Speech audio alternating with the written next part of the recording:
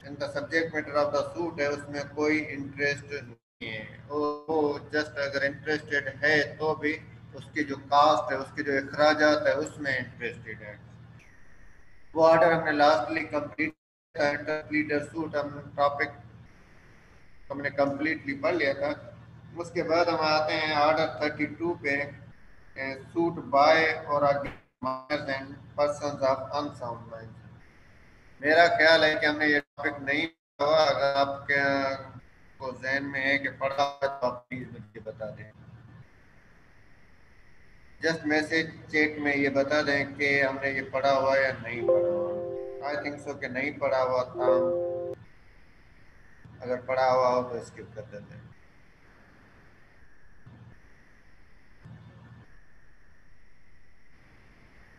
ठीक है, हम कंटिन्यू करते हैं। हमने नेसेसरी पार्टी पर पार्टीज भी पढ़ा हुआ है जो कि इन आर्ट वन में कवर्ड है, और द इनिशियल स्टेज हमने ये नेसेसरी पार्टी और प्रॉपर पार्टीज भी पढ़ा था टॉपिक। अब अगर सूट जो फाइल करना है वो सूट फाइल करना है, या उस सूट में एक पार्टी जो है वो माइनर है या अनसाउंड माइंड पर्सन है, that person that minor on the side of the plaintiff or may be on the side of the defendant.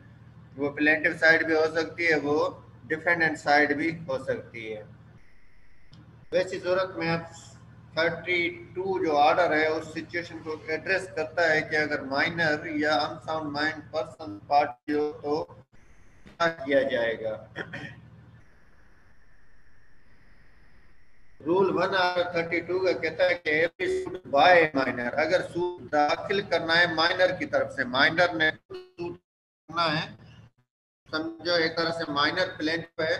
तो every suit by minor shall be instituted in his name by suit shall be called the next friend of the minor. अगर suit minor की तरफ से दाखिल करना है, minor ने दाखिल तो सूट के नाम पे जो होगा, लेकिन जो शख्स उसको दाखिल करेगा on behalf of him, that person shall be called as the next friend of the minor. उसको लॉ की लैंग्वेज में नेक्स्ट फ्रेंड कहा जाएगा, और बगैर नेक्स्ट फ्रेंड के ये माइनर सूट दाखिल नहीं कर सकता। नेक्स्ट फ्रेंड का ऑब्जेक्ट क्या है कि नेक्स्ट फ्रेंड ऑब्वियसली एक मेजर पर्सन है, और कौन कौन नेक्स्ट फ्रेंड हो सकता है ये हम आगे पढ़ते हैं।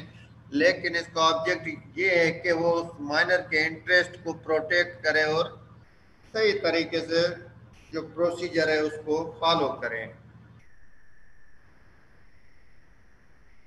अगर माइनर खुद लिटिगेशन में इन्वॉल्व हो, माइनर खुद सूट दाखिल करे विदाउट नेक्स्ट फ्रेंड, तो वो गलतियां करता रहेगा, भटका हुआ होगा, और उसका उसको नुकसान हो सकता है। तो लिहाजा लॉ की रिक्वायरमेंट है कि every suit shall instituted in the name of the minor shall be instituted by person who in such suit shall be called the next friend. वो सूट जिस पर्सन की तरफ से ये सूट फाइल किया जाएगा उसको नेक्स्ट फ्रेंड कहते हैं। रूल 2 है कि where suit is instituted without next friend plaint to be taken off the file. अगर वट एवर द रीजन में भी सूट फाइल कर दिया गया है विदाउट नेक्स्ट फ्रेंड, माइनर ने सूट दाखिल कर दिया है लेकिन विदाउट नेक्स्ट फ्रेंड सूट दाखिल किया है, तो रूल 2 कहता है, क्योंकि रूल 1 की रिक्वायरमेंट है उसमें मेंशन है कि सूट फाइल होगा बाय द नेक्स्ट फ्रेंड। तो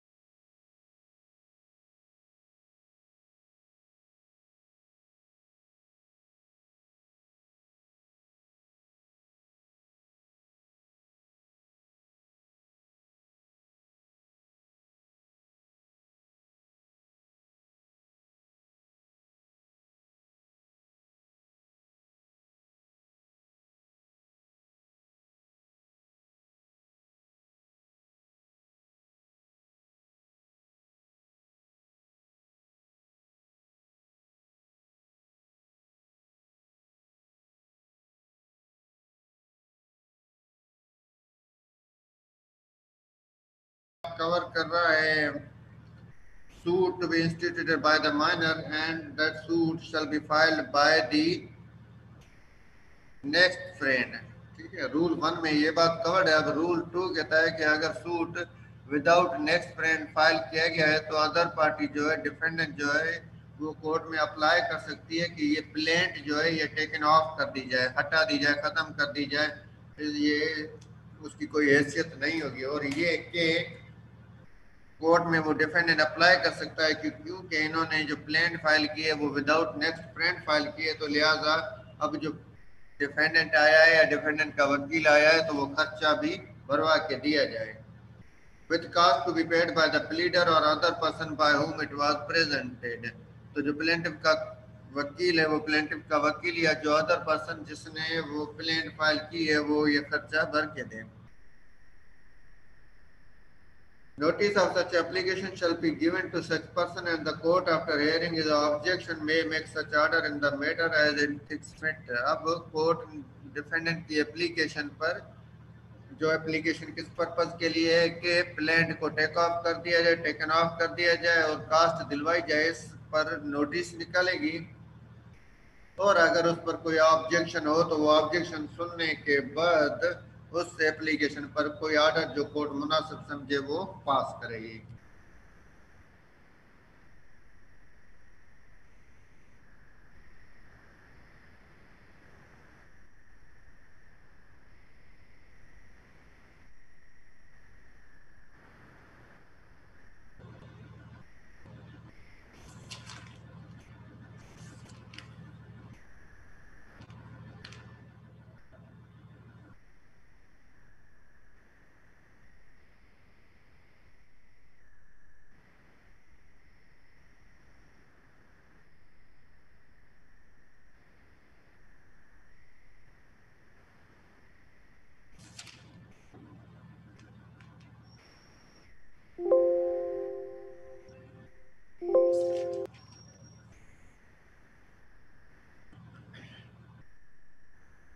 ये तो सिचुएशन वो थी जब जो माइनर है वो प्लेंटिफ है या माइनर यूं कहें कि माइनर सूट दाखिल कर रहा है। लेकिन अगर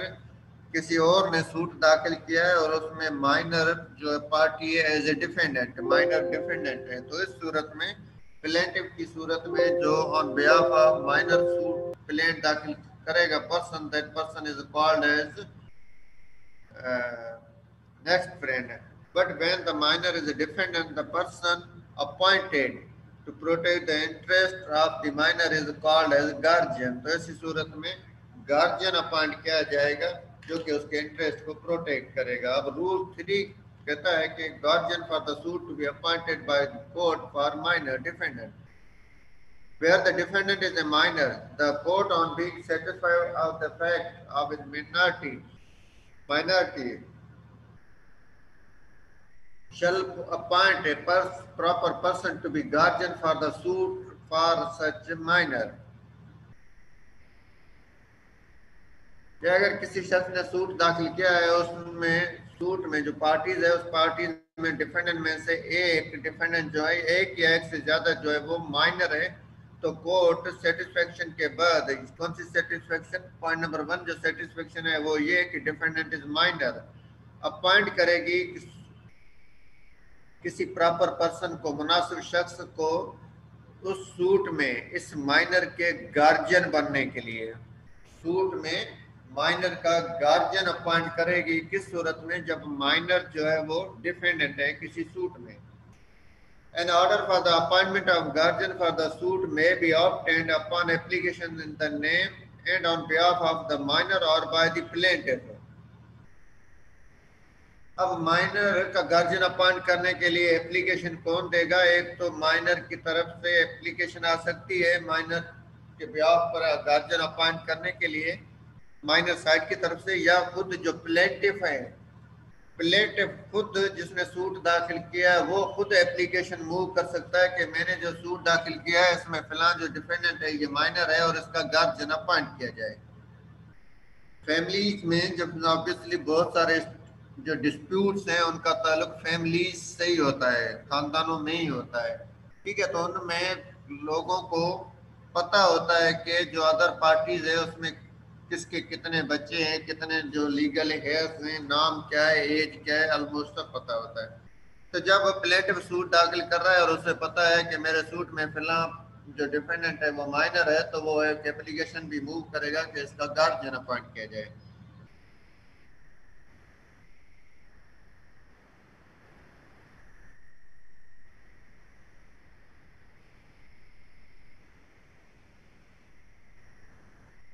इसके अलावा माइनर की तरफ से जो शख्स गार्जियन बनने में इंटरेस्टेड है ऑन बिहाफ ऑफ जो माइनर है, वो भी एप्लीकेशन मूव कर सकते हैं to appoint guardian of the minor. Such application shall be supported by an affidavit verifying the fact that the proposed guardian has no interest in the matters in controversy in the suit adverse to that of the minor and that he is a fit person to be so appointed. अब अगर minor के behalf पे जो शख्स apply कर रहा है to be appointed as a guardian, वो एफिडेविट देगा कोर्ट में एप्लीकेशन के साथ, जिसमें ये बात कहेगा, बताएगा कि इस गार्जियन का जो गार्जियन के लिए अप्लाई कर रहा है गार्जियनशिप के लिए, उसमें जो subject matter of the suit है, जो डिस्प्यूट है, जो कंट्रोवर्सी है, उसमें उस गार्जियन का कोई जाती इंटरेस्ट नहीं है। जाती इंटरेस्ट मीन्स माइनर के इंटरेस्ट के खिलाफ, माइनर के इंटरेस्ट के अपोज में, एडवर्स में उसका कोई जाती इंटरेस्ट नहीं है। और सेकंडली वो कहेगा कि he is a fit person to be appointed as a guardian. No order shall be made on any application under this rule except upon notice to the minor and to any guardian of the minor appointed or declared by an authority competent in that behalf. ये rule 3 के तहत जो application move की गई है guardianship के लिए, इस गार्जियनशिप की एप्लीकेशन पर कोर्ट उस वक्त तक कोई ऑर्डर नहीं करेगी जब तक के माइनर को नोटिस दे दे, और अगर कोई पहले से गार्जियन अपॉइंटेड है, ठीक है, या डिक्लेयर्ड है किसी कॉम्पिटेंट अथॉरिटी की तरफ से, उनको उस गार्जियन को नोटिस दे ताकि उनको भी सुना जाए, या अगर उनको कोई ऑब्जेक्शन हो तो वो सामने आ जाए। और where there is no such guardian upon notice to the father or other natural guardian of the minor, तो अब गार्जियन के अगर पहले से अपॉइंटेड गार्जियन नहीं है तो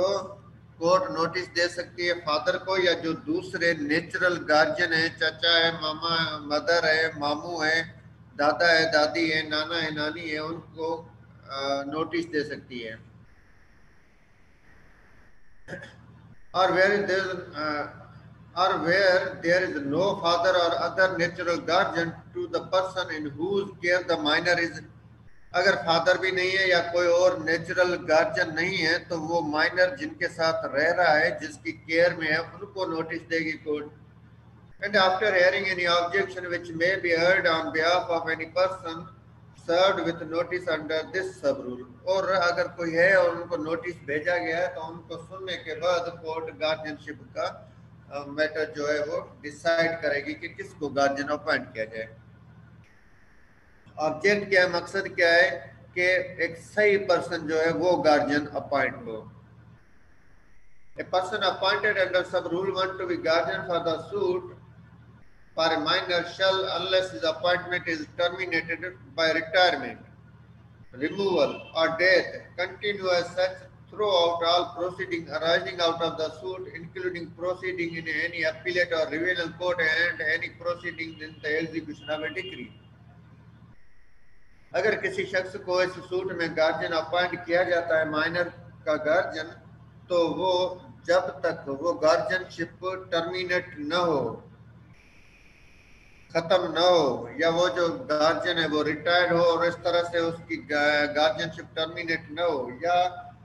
उसको फारिग न किया जाए, या उसकी डेथ न हो जाए, वो गार्जियन कंटिन्यू रहेगा सारी प्रोसीडिंग में। जो ट्रायल चलेगा उसकी जो सारी प्रोसीडिंग है उसमें भी रहेगा। उसके बाद ट्रायल के बाद जब डिक्री पास हो जाएगी तो जब अपील होगी तो उस अपील में वो बतौर गार्जियन कंटिन्यू करेगा। और अगर कोई रिवीन वगैरह है या कोई और प्रोसीडिंग है एग्जीक्यूशन ऑफ द डिक्री की, तो उसमें भी ये same person as a guardian continue रहेगा।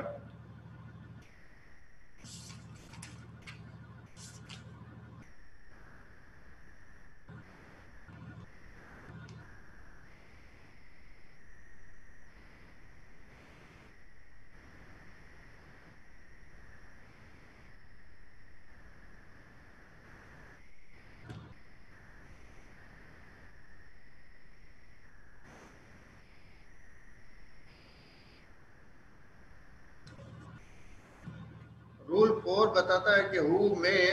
Act as next friend or be appointed guardian for the suit. दोनों पॉइंट्स को एड्रेस कर रहा है कि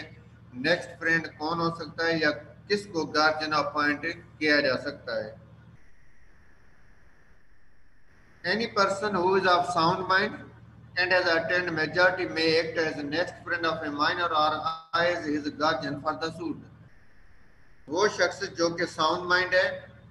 मेजर है, अबो 18 ईयर्स है, वो बतौर नेक्स्ट फ्रेंड या बतौर गार्जियन सूट में सर्व कर सकता है, एक्ट कर सकता है, provided that the interest of such person is not adverse to that of the minor and that he is not in the case of a next friend a defendant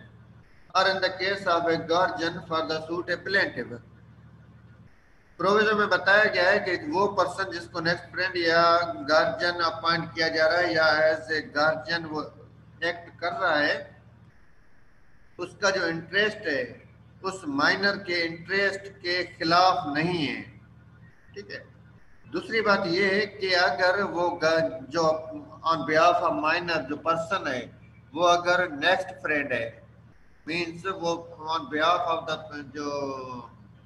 minor plaintiff है उसका बतौर next friend आ रहा है, means जो suit है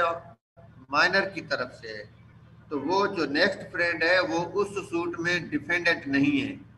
जब अगर वो खुद डिफेंडेंट हो तो ऑब्वियसली वो माइनर के उस इंटरेस्ट को प्रोटेक्ट नहीं करेगा। और in the case of a guardian for the suit A plaintiff,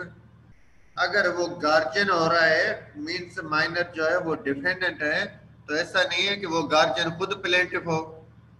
जब गार्जियन ही प्लेंटिफ है, गार्जियन ही डिफेंडेंट की तरफ से अपियर हो रहा है या उसको माइनर का अपॉइंट किया गया गार्जियन, तो ऐसी सूरत में भी ऑब्वियसली जो इंटरेस्ट ऑफ द माइनर है वो प्रोटेक्टेड नहीं रहेगा। Where a minor has a guardian appointed or declared by competent authority, no person other than such guardian shall act as next friend of the minor or be appointed as guardian for the suit। अगर कोई शख्स already suit से पहले guardian appoint किया हुआ है किसी competent authority की तरफ से, किसी कॉम्पिटेंट अथॉरिटी ने गार्जियन अपॉइंट किया है या गार्जियन डिक्लेयर किया है, मसलन उसकी प्रॉपर्टी को वगैरह वगैरह की देखभाल के पॉइंट ऑफ व्यू से अभी तक कोई डिस्प्यूट कोई केस नहीं हुआ है, तो वो गार्जियन जो ऑलरेडी अपॉइंटेड है, ठीक है ना, तो लेटर ऑन जो सूट की सिचुएशन आ गई है, डिस्प्यूट अराइज आउट हो गया है, कोर्ट का इशू आ गया है, तो ऐसी सूरत में वो सेम पर्सन जो है वो गार्जियन अपॉइंट होना चाहिए या वो सेम पर्सन जो है वो नेक्स्ट फ्रेंड होना चाहिए माइनर का, unless the court consider for reason to be recorded that it is for the minor's welfare that another person be permitted to act or be appointed as the case may be।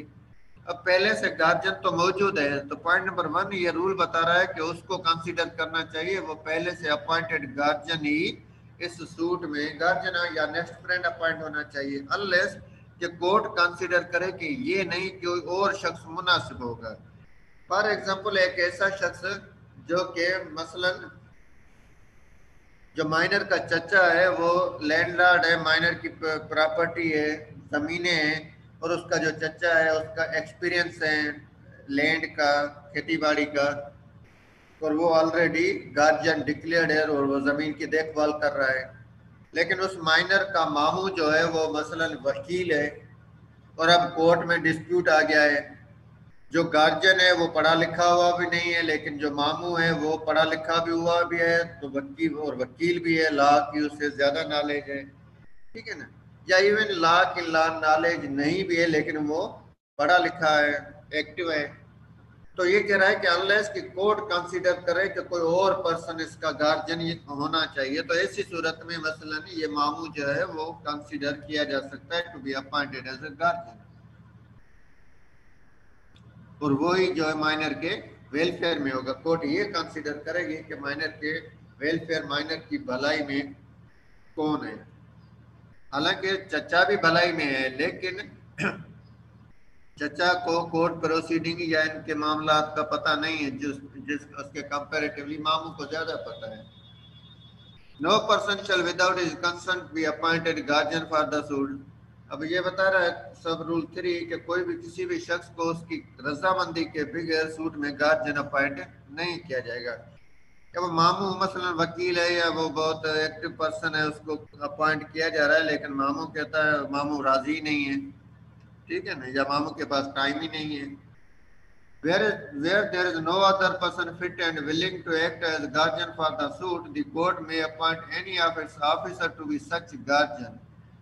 अगर कोई person fit नहीं है, means कोई suitable person नहीं है जिसको guardian appoint किया जाए, या अगर है तो वो राजी नहीं है गार्जियन होने के लिए सूट में, तो ऐसी सूरत में कोर्ट अपने किसी ऑफिसर को गार्जियन अपॉइंट कर सकती है,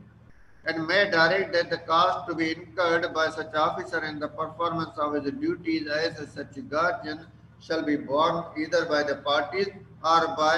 any one or more of the parties to the suit. और कोर्ट इसमें डायरेक्ट कर सकती है कि जो अखराजात होंगे इस गार्जियन के, जो कि कोर्ट का कोई ऑफिसर अपॉइंट किया जा रहा है, वो अपना बतौर गार्जियन जो अपनी ड्यूटीज देगा, तो उसमें जो अखराजात होंगे ये कोर्ट डायरेक्ट कर सकती है कि ये अखराजात जो है वो जो पार्टीज टू द सूट है वो वो भरें, या पार्टीज मीन्स पार्टीज ज्यादा हैं, एक से ज्यादा है, 2 है, 5 है, 10 है, तो उनमें से कोई भी जिसको कोर्ट डायरेक्ट करे कि भाई फिलहाल पार्टी जो है, या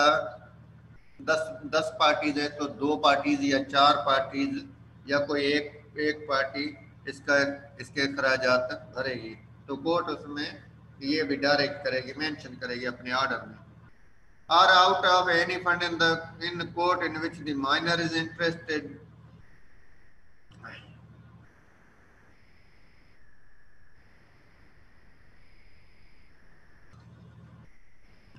या कोर्ट का जो फंड है उस फंड में से वो जो गार्जियन के एक्सपेंसेस है वो भी दिलवा सकती है। And may give direction for the repayment or allowance of such cost as justice and the circumstances of the case require। और डिपेंड करता है केस और हालात और माली सिचुएशन पे, कोर्ट ये भी डायरेक्ट कर सकती है कि ये जो अखराजात है अगर कोर्ट के ही फंड में से वो भरे जा रहे हैं, ठीक है ना, तो वो बाद में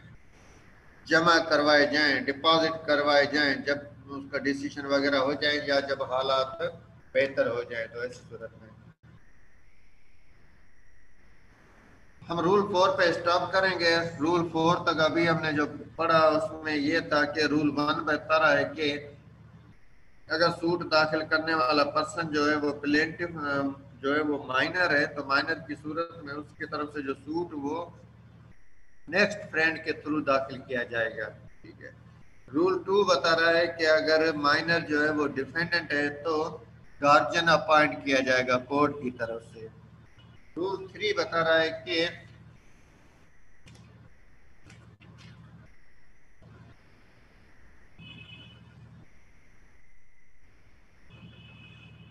कोर्ट जो है वो गार्जियन अपॉइंट करेगी। रूल 2 में था कि जो डिफेंडेंट होगा, जो माइनर अगर डिफेंडेंट है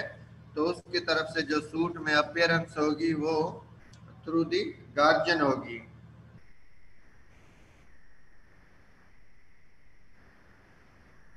सारी रूल 2 बता रहा है कि अगर सूट जो है वो